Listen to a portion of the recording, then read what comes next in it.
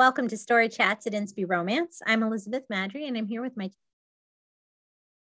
I'm Narelle Atkins. I'm Valerie Comer. Deb Kastner is back with us today to talk about renovations and building contractors as heroes and heroines. Thank you for joining us, Deb. What is it about this topic that you find exciting? For one thing, at least when I was writing, I found it to be a real source of conflict. And I also, contractors as heroes is especially interesting to me because they seem like they're more alpha kind of guys. So they can be, sure. Yeah.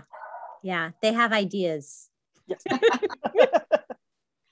I love it. All right. So are we including like landscapers in this, or are we just sticking straight to like they hammer and nail and saw, that sort of contractor? Or, you know, where are your limits? What are you thinking in terms of renovations and building contractors? Narelle, what do you think? What do you have limits?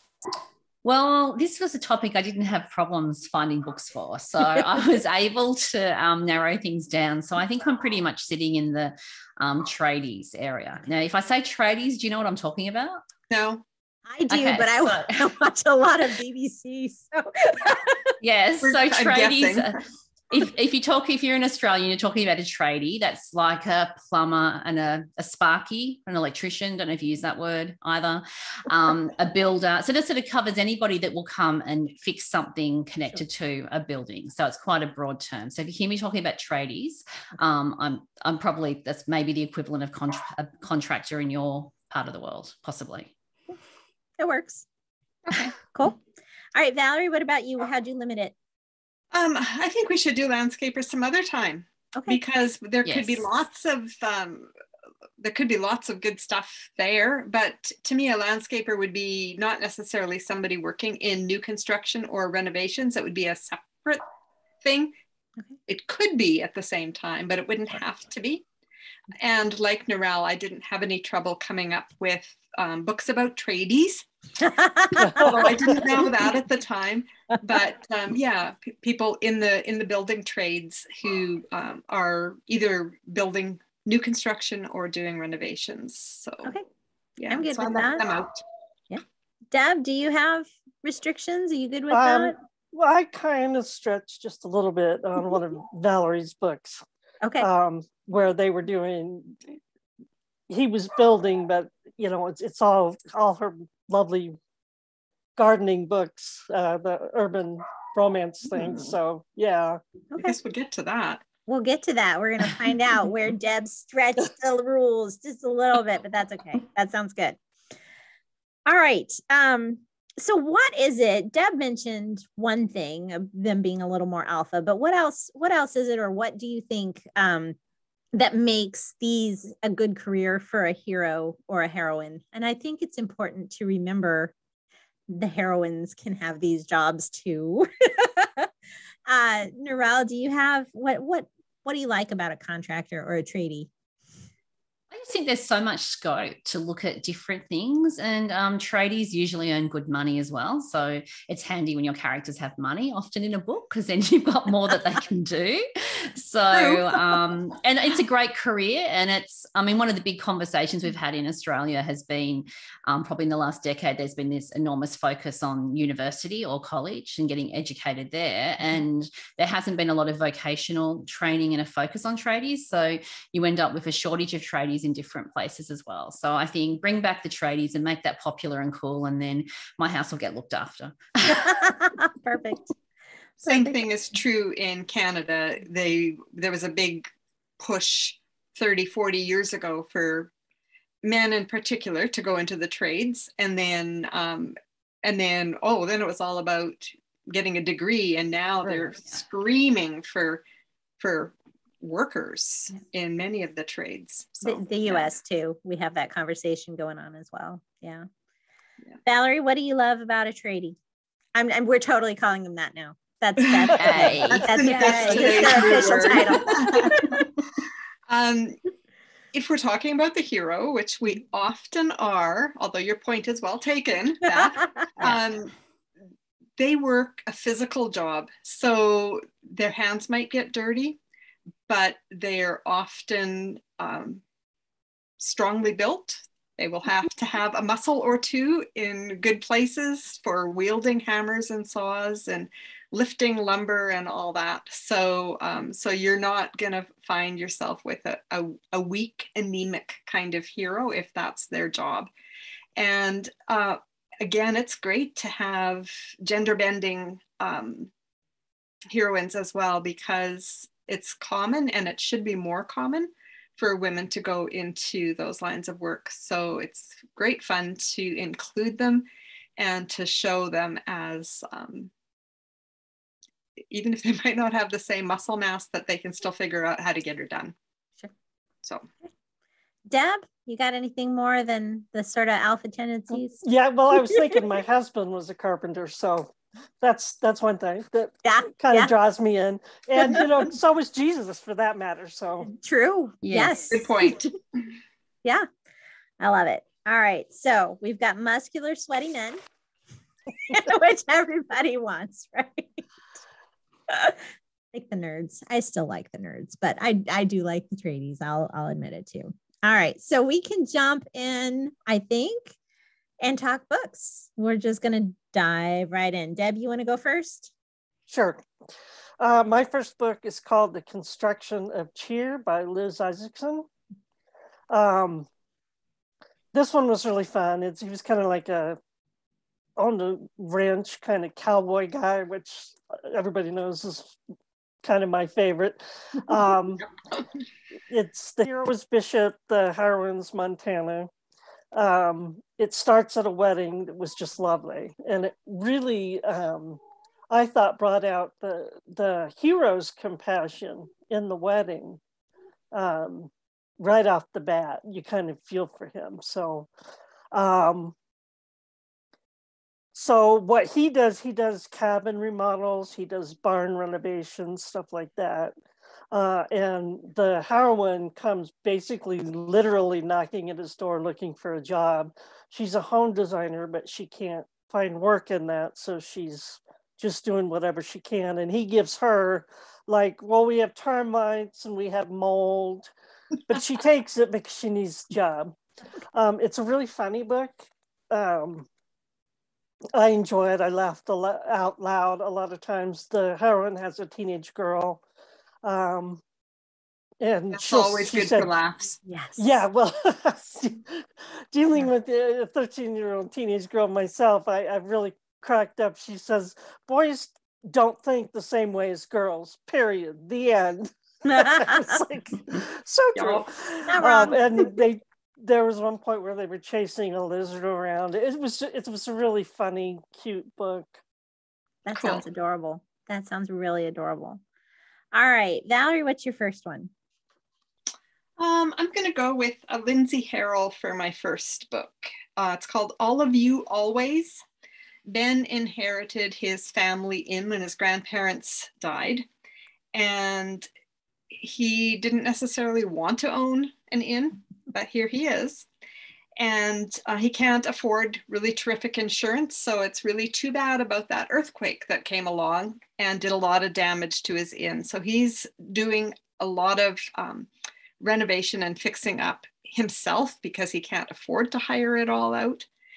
The heroine, Bella, has been sent by her real estate mogul mother to try and lowball offer on that damaged inn so that she can add it to her collection, I guess, of seaside inns. And so Bella is there trying to get to know Ben and trying to figure out how she can basically steal his inn with a lowball offer. And he just refuses it. So there's a lot of conflict in there. She winds up pitching in and helping him with his renovation work because she needs an excuse to stick around because she's still under her mother's thumb, but she's trying to not be. And meanwhile, they're falling for each other and he doesn't know why she's there. So there's lots of drama, but good drama, good fun. I really enjoy a lot of this Walker Beach series by Lindsay Harrell. I read that one. I did not even think about it for this one because neither of them are professional You know, I mean, there's a lot of renovation going on, but it's not their trade, so to speak. But I mean, it totally qualifies. It did not. I figured it did. Didn't even think about it. It's cute. It is cute. That's the first one in the Walker, I think, Walker Beach. I think it's the second, but I didn't write that down. Okay. It is, All of You Always. Okay. So can look it up. Cool. Yeah, it'll be in the notes. All right, Narelle, what's your first one? Okay, so my first one, which is the first book that came to mind if I'm thinking of tradie books, is All Arranged by Meredith Resce. So if you're listening on the podcast, this is the cover, if I can get it without the light on it. This is what a tradie looks like, if you're wondering.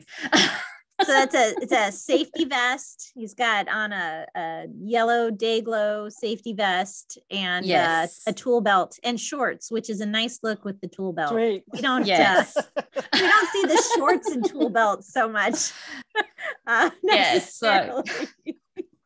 So that's a very Aussie looking cover. So that's All Arranged by Meredith Resce. And it is the third book in her Luella Linley series. And so Luella is a Regency romance author who is a meddling matchmaking mummy at the same time.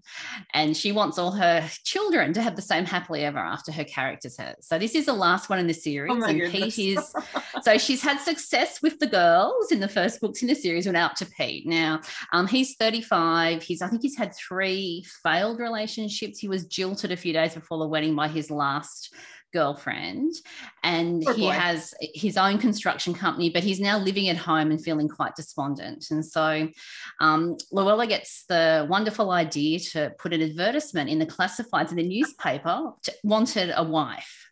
So so she actually advertises to find the perfect wife for her son, who is such a good catch, and he's a lovely guy. He's a really good hero, and he's a tradie, and as I said, tradies make good money, so he's got financial resources behind him. And so the heroine in this story is Carrie, and she's a very dedicated career-oriented school teacher, and so she really hasn't had time to think about marriage or children or anything. But then her sister's has children, and she's starting to, those mummy heartstrings are starting to get pulled of my biological clock is ticking, et cetera, et cetera. And so her sister sees this advertisement in the newspaper. So this story is set in Adelaide in South Australia, sees the advertisement and thinks, oh, sounds quite good for my sister. So what Pete does is he's like, they've all had to indulge their mother. And so he's given her this criteria list that he's convinced that nobody could ever meet for what he wants in a wife. But of course, as luck would have it, Carrie's sister reads it and thinks, oh, I think my sister actually ticks most of these boxes.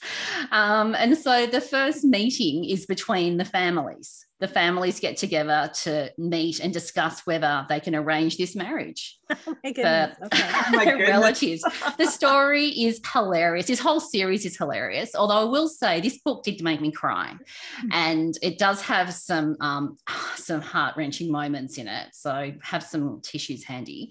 But it is such a fun story with the way this relationship progresses, and it's effectively a lovely unique twist on the marriage of convenience plot in a contemporary. And I'm a hard sell on marriage of convenience in contemporary books. So I go with it a lot easier in historical, and contemporary has to be done very, very well. But this one is definitely a 5-star read for me. It's so much fun. I've read the first one in that series and laughed for hours as I read that. Yes. So it does not, the rest are on my list to get. It does not surprise me. She's fantastic. So the list, boy, they never go down. For every book I read, I add 3 more. Yes. Wine. I know. Tough problem to have. Tough problems to have, right? So my first one is A Honey of a Christmas by Jessica Patch. And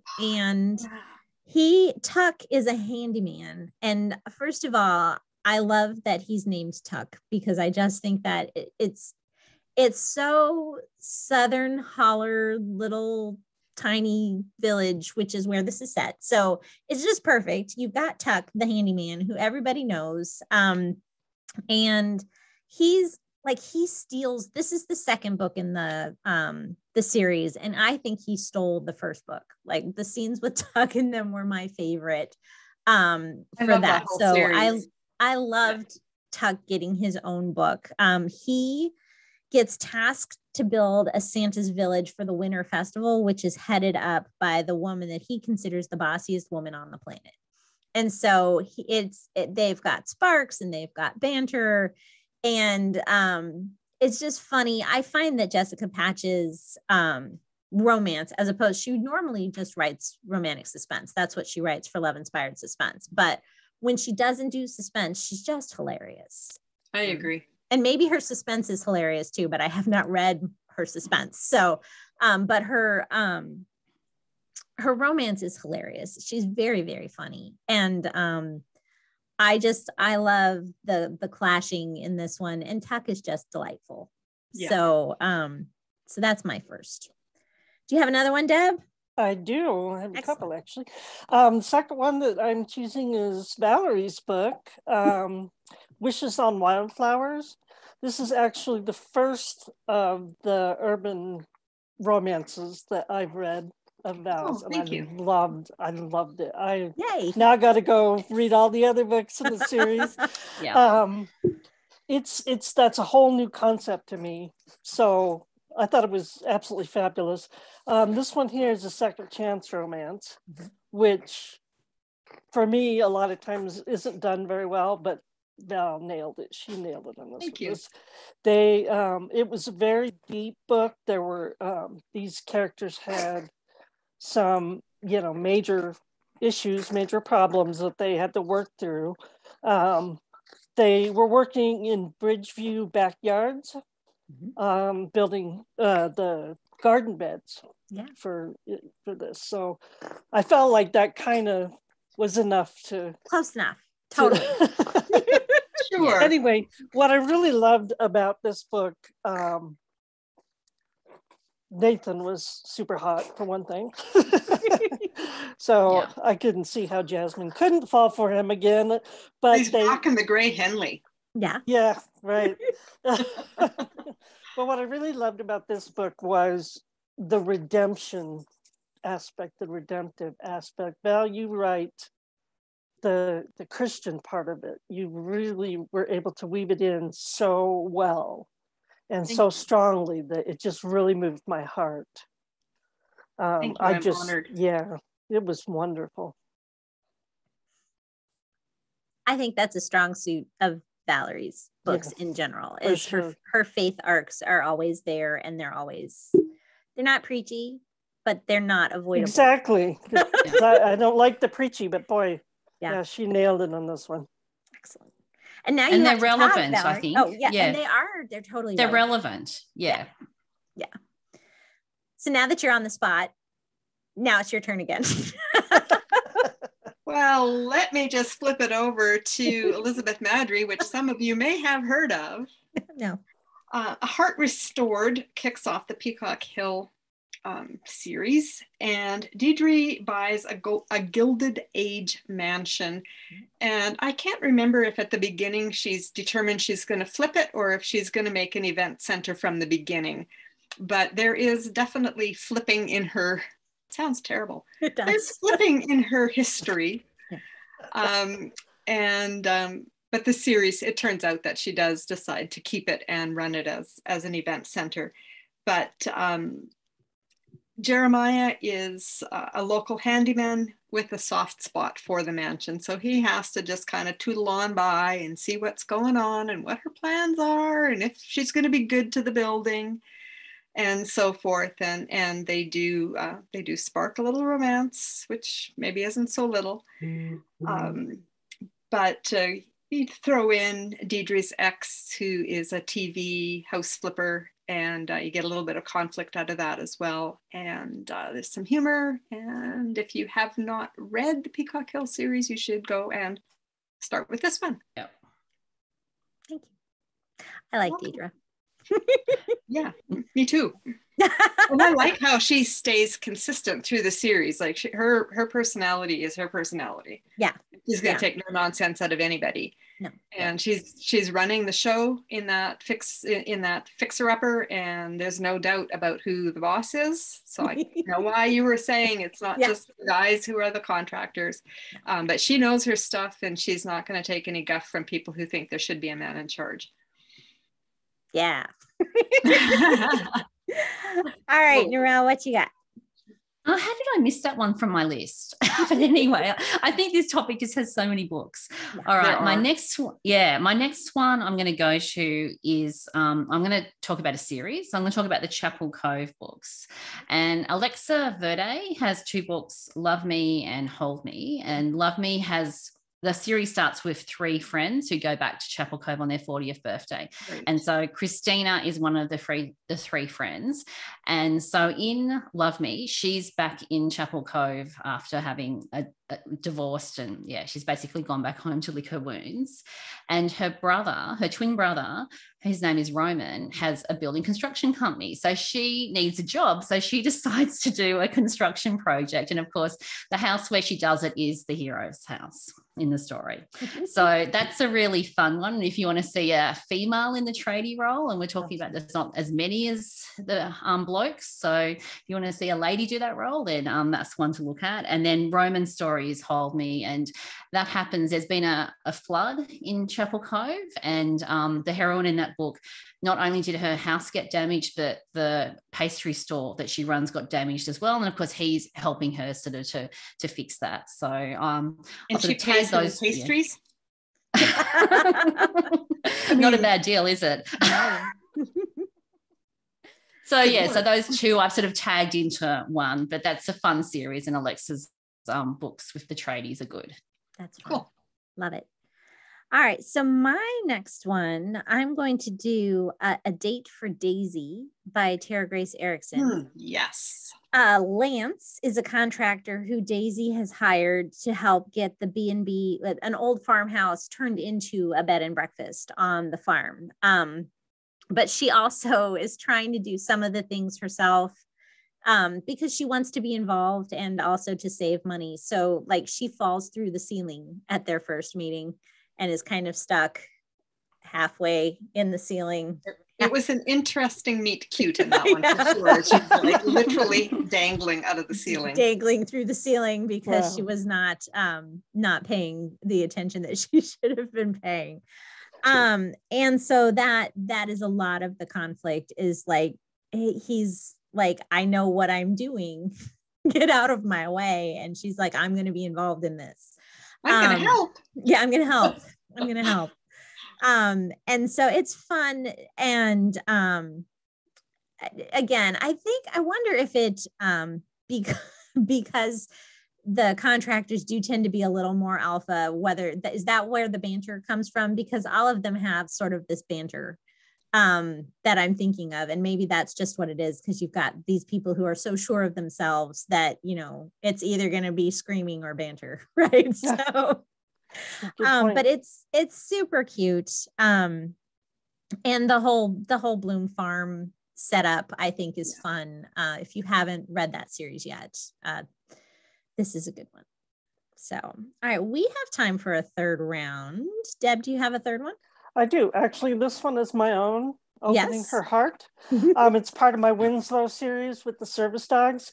This particular one was especially fun to write. Avery, the heroine, she finds what she wants to do as far as the service dogs go. She wants to open a bed and breakfast so that the people that come to get the service dogs can stay somewhere where the dogs can stay as well. Smart. And so she finds what she thinks is the perfect property with the perfect house. And as she's there for the very first time looking it over, up comes the hero, gregarious Texan Jake. And he works for a major company that puts in major ski lodges, like luxurious ones, that for the small town of Whispering Pines it's just gonna mess up the whole feeling of the small town. So he comes in and they are fighting with each other over what, and especially because he just wants to raise the house. He just wants the land, and she thinks it's the perfect house. So they fight over that until the point where he realizes that his company isn't all that it was cut out to be. So I enjoyed that story, Deb. No, thanks. Yeah, that's great. Definitely. These are on my list as well. That list. That list. Yes. That list. Yes. Valerie, what's next for you? Oh, I hate to pull one of my own here, but I'm going to Dandelions for Dinner. I reread, this is part of my original series that I reread in the fall as I prepare to launch a new series in that location. And Allison has come into some money after her parents' death, and she wants to build a house and some classrooms on the Green Acres farm. And she hires Timber Framing Plus, and she's met the owner, and he's an older man that she feels she can respect, and he will take care of things. And on the first morning on the job, his nephew shows up, and she's not prepared for this nephew at all. But he's the one that's going to be heading up her project. And it was so much fun. And when you said there has to be banter or whatever, there's a lot of other in this one where they're just like, yeah. And the bantering probably doesn't start until like 3/4 of the way through, because she just is so demanding and kind of rude. And he's like, I'm just here to build this place, and he's trying to make her smile, and she's having none of that nonsense. But the whole project, it's a huge part of the book is this building process. And I don't know. I think Brent is pretty close to the perfect contractor. I like Brent. Brent is fantastic. Yeah. Yes. And I'm now sad that I didn't remember that one, because that is a fabulous one. And so that now has to go back on my list to read again, because it's on my list now. Brent is fantastic. He's a great hero. He's just a great hero. Yeah, I was pretty impressed when I reread him myself. That sounds terrible, but it had been years. I mean, that book came out in I want to say 2015. Yeah. So it's been a long time since I revisited those characters. I was like, I don't know if readers realize that sometimes we'll go back through and read our stuff, even like as editing. It's like, this is pretty good. I don't know who wrote this, but this is and sometimes we read it and we go, oh my word. Well, yeah, there's a lot of that too. But sometimes this is not trash. I can do this. This is not so bad. Yeah. All right, Narelle, what's your last pick? Oh, okay. Well, it's like I need to toss a coin. But all right. So if we had a chance to do 4, I would have talked about this Wandering Heart by Janine Roche. But since I can only do 3, I'll talk about my Stubborn Heart by Becky Wade. And I chose that one over Janine's one because I think she's basically gone to Pennsylvania with her grandmother. She's a social worker who's burnt out, and it's her grandmother's childhood home that they're restoring. And Matt is the contractor who they hire to be, he's basically in the house all the time doing the renovations and fixing everything up. And he's a widower who's still in love with his late wife. And he was a hockey NHL player, one of the greats, who lost his wife to a brain tumor. I think it was brain cancer. It was really, really sad. And he's never got over that. So it's my favorite Becky Wade book. So I went back to that one. And they would not have had so much time together if he wasn't a contractor, and if he wasn't a tradie working in the house. And I think that's one of the fun things about building contractors and tradies, is that you get that close proximity in terms of them being in the same location in a way that's natural and not contrived. And that's probably one of the reasons that I like this particular topic and have found it so hard to have a small list. Yeah. There. No, that's a really good point, because not only is there all kinds of built-in conflict, but they're forced into each other's company for weeks and weeks and months with no reprieve. They have to work together. Yeah. Either that or lose a ton of money. Yeah. Yeah. And even the rich ones don't want to do that. No. Yeah. And with Becky's book, I mean, Matt was just so close, and she just keeps poking him and trying to get him out of his shell, because she really feels like God is telling her to get to know him, and it's just beautiful. Yeah. Cool. Excellent. I think I read that one a long time ago. It sounds vaguely familiar. It's an old one, but a goodie. Yeah. Okay. Cool.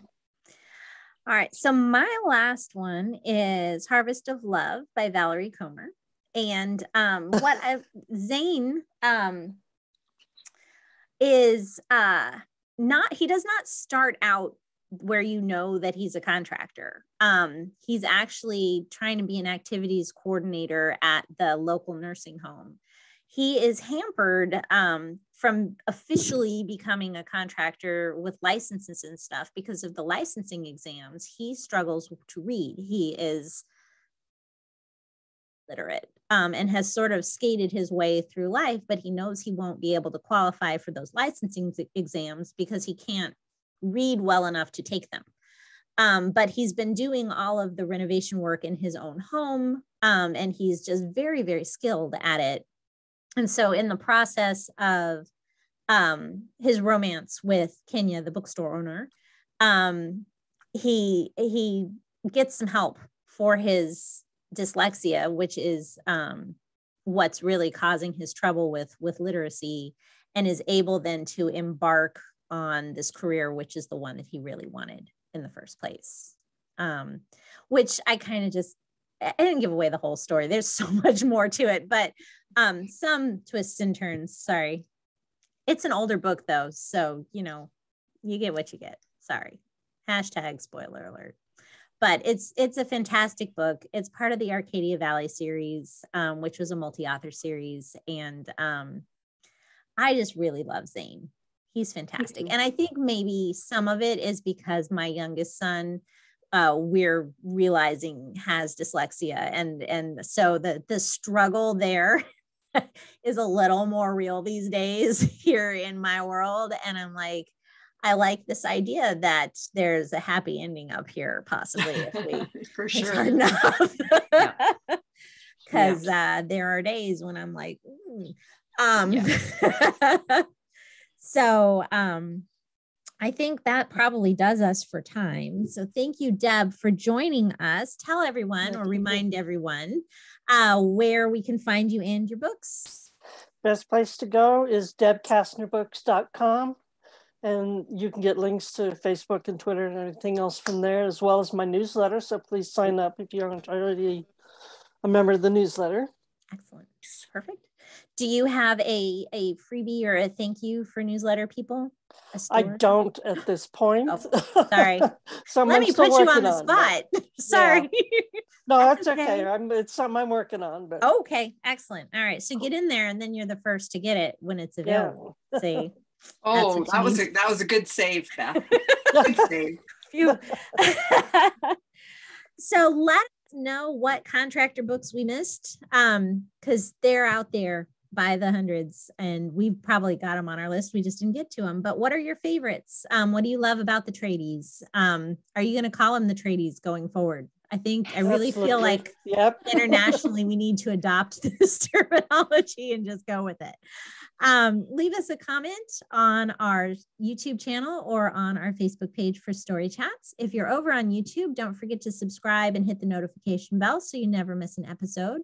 You can find information about the podcast at inspyromance.com/storychats. And we will look forward to seeing you again next week. In the meantime, don't forget to fall in love with a good book. Bye, everybody. Bye. Goodbye, everyone.